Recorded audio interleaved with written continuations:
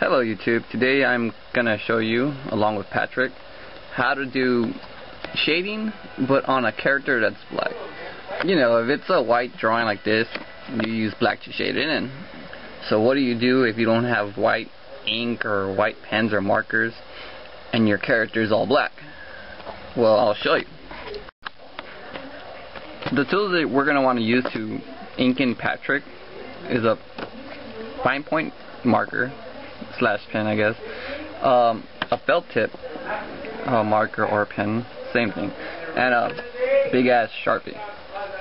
Now you can ink them with this, you can ink them with just this. This one you really can't do everything alone, but if you use this or this to do the whole project, you'll waste a lot of ink. As to, you can use this to fill in all the dark parts of the character, which will basically help you save money. Now what we're going to do is outline Patrick, and as you can see, he has more detail than the first time you saw him. He has a little jacket, pants, very minimum creases to make this a little easy. So what I'm going to do is I'm going to shade him in, or ink him in actually.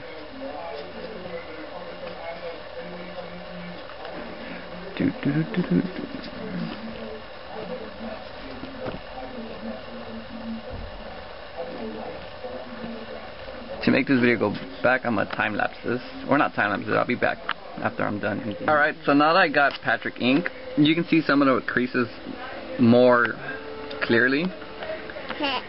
And what we're gonna do is paint them all black, but we want these parts right there to be white, to make it have like a shadow, a white shadow effect. All the creases, basically,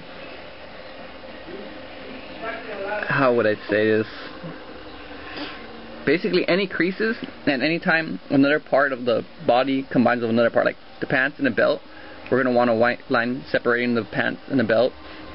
The shirt and the jacket, we're going to want a white line separating that. Same thing with the head, same thing with the creases, same thing with the arms. And I'll show that to you right now. So we're going to paint them all black, but we're going to make it not just be one giant black blob. Okay, so what we do is, wherever you have a crease, you make a box as thin as possible around that crease. So, I don't know if you can see it that good, so I'll try to make the crease a little bit bigger. Okay, so right here, bam, there's a square, right? Jesus Christ. Oh, it's not that clear, is it? Alright. Well, let's see the arms.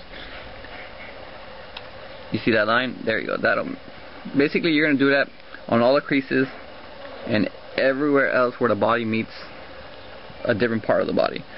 Stomach and belt. Belt and pant. And of course, you just want, I'm just making it thicker so you can see it, but you're going to want the little inside of the box to be thinner. Okay, right here in the pants, just make a box. That little crease, box it. That little crease, box it. That crease, box it. That crease, box it. Where the feet meets the pants, you wanna, you know, make a line there. Same thing with this. Where the head meets, well, we can leave the head white, but, well, yeah, we'll do it. We'll paint the head black. Where the head meets the neck. I mean, the coat meets the head. And where the shirt meets the head. And this part's going to be a little hard. Like, okay, so you see it from that point where the shirt meets the coat? All the way up. Same thing goes for this part. I'm sorry if the angle gets out of whack. I don't have my lovely assistant to hold the camera for me right now because he's taking care of my cute little kid. Okay, so now we got that outline. Well, actually there's more. You want to get every single possible place that you think, you know, running so it won't be blobby. Okay. So now what I'm gonna do is I'm gonna color in everything except those little white lines. You know, you can use the marker.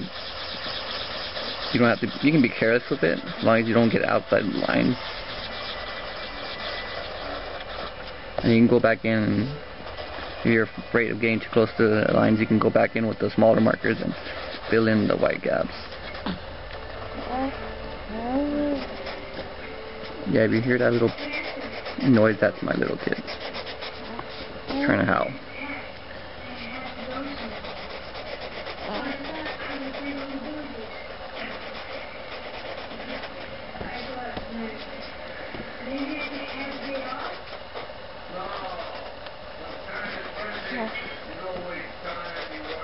Remember, you don't want to ink any of the white lines you did.